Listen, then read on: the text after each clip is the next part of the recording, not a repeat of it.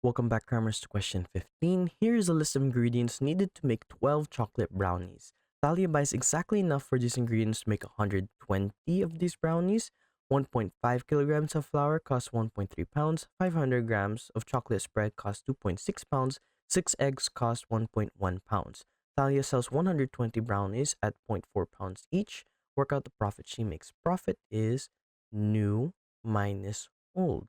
Now, we can already find what new is because she sells 120 brownies at zero point 0.4 each. So we can calculate 120 times zero point 0.4 gives us 48. So that means the new value that she sells is at 48 pounds. Now, we have to calculate what the old value is. We can see that the ingredients list only gives for 12 brownies, but she makes 120. So 120 divided by 12 is 10. So that means everything in here we multiply by 10. So instead of 150 grams of flour, she actually makes 1,500 grams of flour. 250 times 10 is 2,500, and 3 times 10 is 30. Now, moving on, we know that 1.1 kilograms of flour costs 1.3 pounds. 1 kilogram is equivalent to 1,000 grams. So we can see here that this is actually 1,500 grams, costs 1.3 pounds. 1,500 divided by 1,500 is simply 1. So 1 times 1.3 is simply 1.3. Moving on, we have 500 grams of chocolate spread costs 2.6. We have 2,500. So we can calculate here. We have 2,500 divided by 500. That's 5 times 2.6 gives us 13. So we have 13.